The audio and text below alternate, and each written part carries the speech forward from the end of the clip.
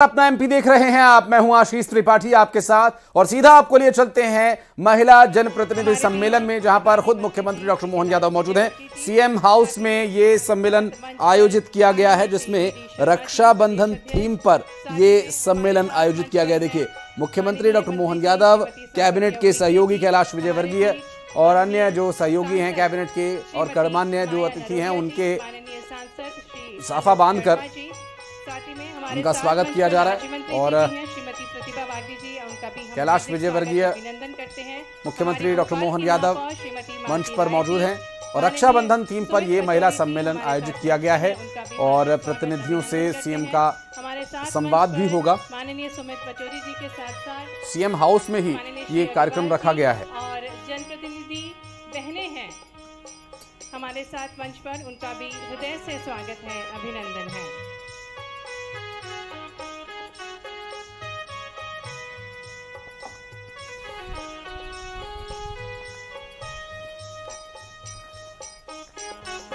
देवी स्वरूपा देवी।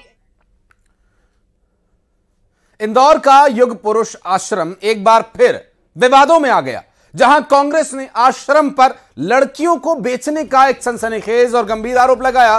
कांग्रेस प्रदेश महासचिव राकेश सिंह यादव ने आरोप लगाते हुए मामले की उच्च स्तरीय जांच की मांग की है। आपको बता दें कि कुछ दिन पहले दिव्यांग बच्चों की मौत को लेकर युग पुरुष आश्रम सुर्खियों में था।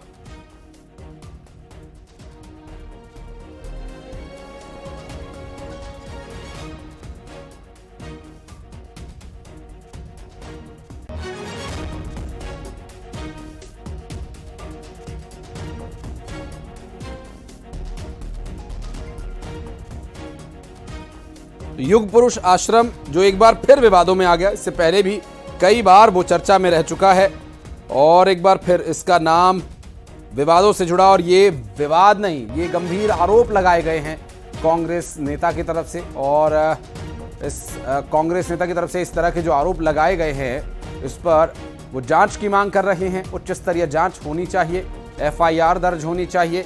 हालांकि कुछ मामलों की जांच पहले से चल रही है, लेकिन अब इस पूरे मामले में कई गंभीर आरोप लगाते हुए जांच की मांग कर रहे हैं और ज्ञापन सौंपा गया है राकेश सिंह यादव के द्वारा।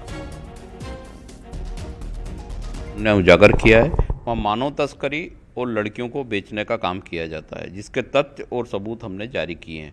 अनेक लड़कियां जो मृत हो गई हैं, उनके नाम पर नई लड़कियों के नाम लिख दिए जाते हैं और मौत को छिपाया जाता है। वहाँ आश्रम की जिम्मेदारी ऐसे व्यक्ति को, कर्मचारी को दे रखी है जो 4 साल वो महिला जेल में रह के आई है और उसका पति भी अभी भी जेल में है। इसका मतलब है कि अनेक आपराधिक तत्व उस आश्रम में काम कर रहे हैं और इस तरह के काले कारनामों को अंजाम दिया जा रहा है। लाडली लक्ष्मी में भी अनेक नाम ऐसे हैं जो बच्चियाँ मर चुकी हैं या लापता हो चुकी हैं या बेच दी गई हैं। इस बात की जांच की आवश्यकता है। हमने डीजीपी और मुख्यमंत्री को शिकायत की है और मोहन सरकार से निवेदन किया है कि इसमें सख्त से सख्त कार्रवाई करते हुए संवेदनाओं के आधार पर जांच की जाए और अपराधियों को जेल के भीतर भेजा जाए। युग पुरुष को लेकर कांग्रेस द्वारा आज डीसीपी कार्यालय में आके एक ज्ञापन सौंपा गया है, जिसके अंदर वह उनके द्वारा कार्रवाई को लेकर मांग की जा रही है। इसके अंदर जैसे कि आप सबको विदित है, माननीय कलेक्टर साहब द्वारा एक कमेटी का निर्धारण किया गया था और कमेटी द्वारा इसमें अपनी जाँच की गई थी। तत्पश्चात उसके बेसिस पे जो भी कार्रवाई बनेगी पुलिस द्वारा की जाएगी। तो अभी हम रिपोर्ट का इंतजार कर रहे हैं और बात करेंगे हमारे सहयोगी मिथिलेश इस वक्त हमारे साथ मौजूद है। मिथिलेश, आरोप बेहद गंभीर हैं और एक बार फिर से विवाद से जुड़ रहा है नाम, लेकिन इतना सब कुछ आरोप लगने के बाद भी ये आश्रम कोई प्रतिक्रिया नहीं दे रहा है, कोई सफाई इस पूरे मामले पर अब तक नहीं आई है। आप बिल्कुल सही कहा आपने कि आश्रम की तरफ से कोई प्रतिक्रिया नहीं है, सफाई नहीं है। लेकिन इसके पहले जो प्रशासनिक अधिकारी, जो जिम्मेदार अधिकारी हैं, जब युग पुरुष आश्रम पर गंभीर आरोप लगे थे, उस वक्त सबसे शुरू में 6 बच्चों की मौत का मामला सामने आया था। फिर कांग्रेस ने आरोप लगाया, जांच हुई तो वो मौत का आंकड़ा 11 तक पहुंच चुका है। पहले 10 दिनों तक 10 बच्चों का मौत था, कुछ दिन पहले एक मौत और डिक्लेयर किया गया, यानी कुल 11 मौत अब तक आश्रम में हो चुके हैं। कांग्रेस के प्रदेश महासचिव राकेश सिंह यादव भी इस वक्त मेरे साथ मौजूद हैं और हम इस वक्त इंदौर पुलिस कंट्रोल रूम में मौजूद हैं। थोड़ी देर पहले तमाम कांग्रेस के कार्यकर्ता यहां पर पहुंचे थे, पुलिस को ज्ञापन दिया है। क्या मांग है आप लोगों की युग पुरुष आश्रम को लेकर? देखिए, 1.5 महीने से पुलिस प्रशासन और जिला प्रशासन पूरा मामला दबा रहा है। हम बार बार तथ्य उनको दे रहे हैं, वो बार बार उसको डिनाई कर रहे हैं, झूठ बोल रहे हैं।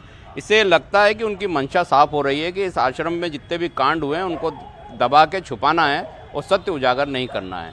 अनेक लड़कियां वहां से गायब हैं जो नाबालिग हैं, 15-16 साल की, वो कहाँ गई किसी को नहीं पता, ना प्रशासन उसकी जांच कर रहा है। मृत बच्चों के नाम लिस्ट में लिखे गए हैं, उनको जिंदा बताया गया है, उनके नाम से सरकारी पैसा लिया जा रहा है, तनख्वाह आदि दी जा रही है, वो काम करने वाले कर्मचारियों की उनसे कोई पूछताछ नहीं हो रही है, उनके बयान नहीं लिए जा रहे हैं।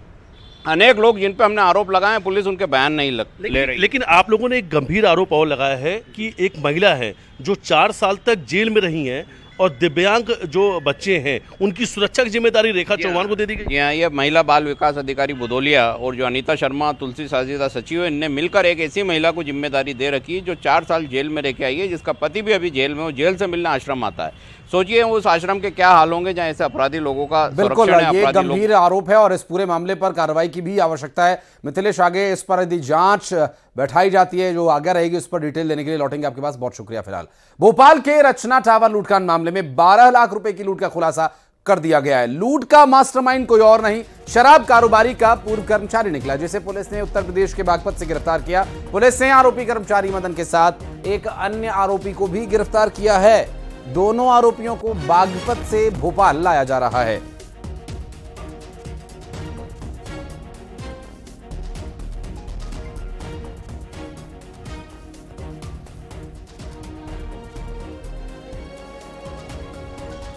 तो ये वो सीसीटीवी वीडियो है जिसमें आरोपी क्या हरकत कर रहे थे वहां दिखाई दिया, लेकिन अब उनकी गिरफ्तारी हो चुकी है। शैलेंद्र भदौरिया से जानेंगे आखिर क्या रहा पूरा मामला और कैसे हुआ इस पूरे मामले का खुलासा। जी शैलेंद्र।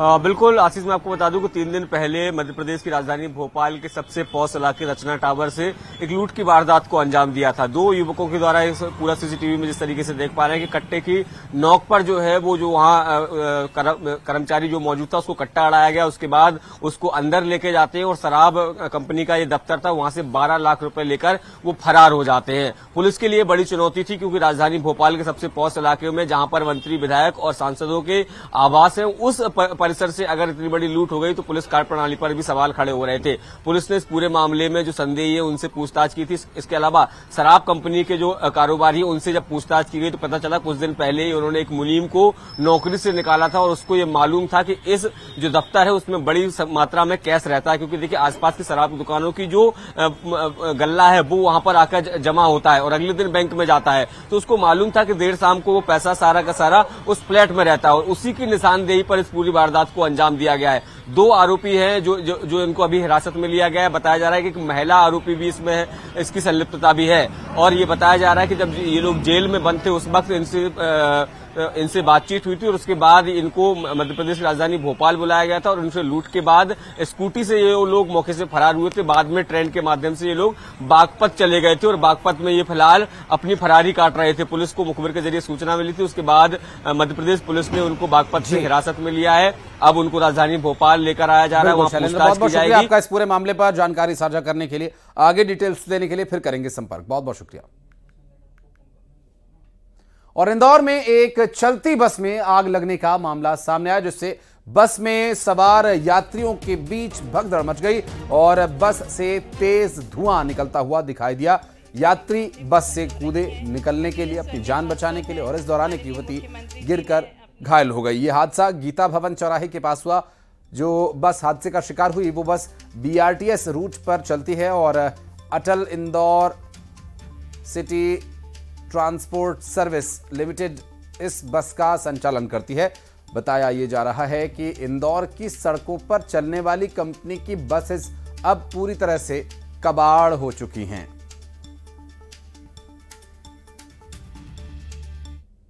वो फैल हो गया था गाड़ी का, टर्बो फैल होने से उसका धुआं निकल गया। तो क्या आग से की स्थिति हो गई थी? नहीं, आग नहीं, धुआं आया था। फिर रोक दी गाड़ी। कितना पैसेंजर उतार दिए? कितने पैसेंजर बैठे हुए? पैसेंजर हो गए 30। गाड़ी धुआं दे रही, बस आयल जलते था, कुछ भी दिक्कत नहीं। तो गाड़ी के अंदर जो बैठे हुए थे कोई नुकसान नहीं होता। ये AC गाड़ी है, फुल पैक रहती है। हाँ, तो गेट खोल देते ना। गेट खोल दो तो धुआं तो बाहर था, अंदर नहीं आया था। अंदर नहीं आया। वो क्या है, टर्बो जाता है तो आयल जलता है, तो धुआं देती है। और देवास में एक बार फिर से न्यूज़ 18 की खबर का बड़ा असर हुआ। दरअसल देवास नगर निगम क्षेत्र में आवारा कुत्तों के आतंक की खबर न्यूज़ 18 ने प्रमुखता से दिखाई थी। आए दिन कुत्ते किसी बच्चे, किसी बड़े, किसी बुजुर्ग को अपना शिकार बना रहे थे और एक दिन पहले ही रामनगर में कुत्ते ने बच्ची पर हमला किया और कई कुत्तों ने उसे घेर लिया और काट कर उसे जख्मी कर दिया और इस दौरान बचने के लिए भागती हुई बच्ची काफी तेज सड़क पर गिर पड़ी और घायल हो गई। कुत्तों के हमले का सीसीटीवी वीडियो भी आप देख पा रहे होंगे। उसके बाद न्यूज़ 18 ने इस खबर को प्रमुखता से दिखाया, जिसके सामने आने के बाद नगर निगम ने आवारा कुत्तों के खिलाफ अभियान शुरू कर दिया है।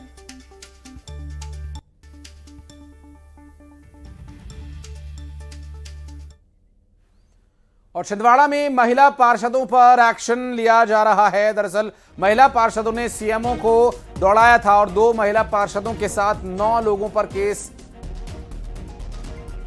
चप्पल के साथ पार्षदों का वीडियो आया था सामने।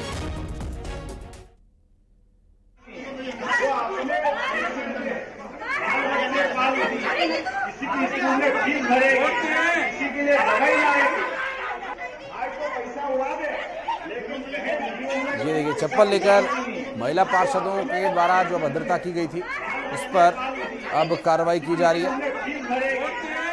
एक सीएमओ को दौड़ाया गया था, खदेड़ना, चप्पल मारना, ऐसा चप्पल उठा करके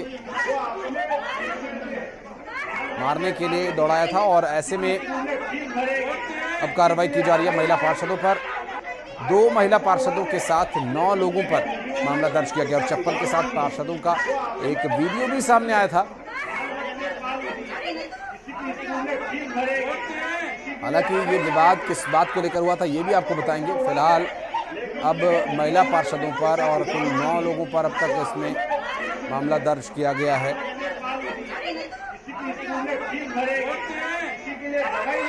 महिला पार्षदों ने सीएमओ को दौड़ाया था, उस वक्त की तस्वीरें भी हम आपको साथ साथ दिखा रहे हैं।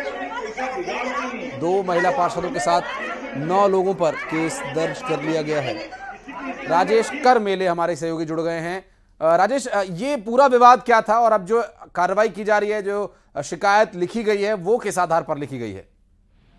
जी देखिए, पूरा विवाद तो तब शुरू हुआ जब पट्टा वितरण कार्यक्रम चल रहा था। वहां पे इन दोनों पार्षदों की 2 शिकायतें थी। एक तो इनका कहना था कि चूंकि सरकारी कार्यक्रम है, नगर पालिका का कार्यक्रम है और उन्हें बुलाया नहीं गया। दूसरी शिकायत ये थी कि पट्टे जो वितरण किए जा रहे हैं उसमें गड़बड़ियां हैं, अधिकारियों ने गड़बड़ी की है, उसकी जांच हो, जिन लोगों को जो पात्र नहीं है उनको भी पट्टे दिए जा रहे हैं। इसी शिकायत को लेकर के दोनों महिला पार्षद अपनी समर्थकों के साथ सड़क पर बैठी हुई थी, धरना दे रही थी। उनका जो विरोध था, इस विरोध को ध्यान में रखते हुए अधिकारियों ने उनको समझाइश देने के प्रयास किए, लेकिन वो नहीं मानने को तैयार नहीं थी। बात धीरे धीरे बढ़ती चली गई, नारेबाजी से शुरू हुआ मामला और इसके बाद मामला इतना बढ़ गया कि महिला पार्षद उग्र हो गई, आक्रोश में आ गई और हाथों में चप्पल निकाल के अधिकारियों की तरफ दौड़ी। बहुत शुक्रिया राजेश आपका इस जानकारी के। और तिरंगा यात्रा में जाने से पहले सीएम डॉक्टर मोहन यादव ने सावन के झूले का आनंद लिया, जिसका जिक्र सीएम ने किया। मुख्यमंत्री डॉक्टर मोहन यादव ने लिखा कि हमारी संस्कृति में सावन और झूले का एक अनूठा संगम है जो हमें नव ऊर्जा और नव उल्लास से भर देता है। हम सब अपनी अनुपम संस्कृति और परंपरा से जुड़े रहें और समृद्ध जीवन का आनंद लें।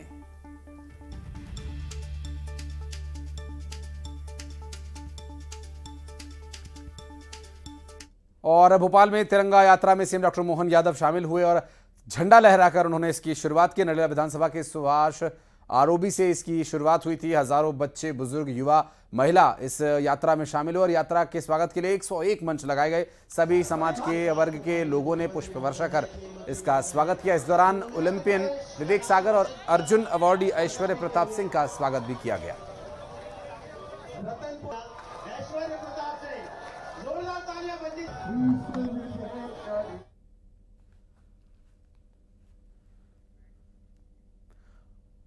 और खबरों में एक छोटे से ब्रेक के लिए रुक रहे हैं, बहुत जल्द लौटेंगे।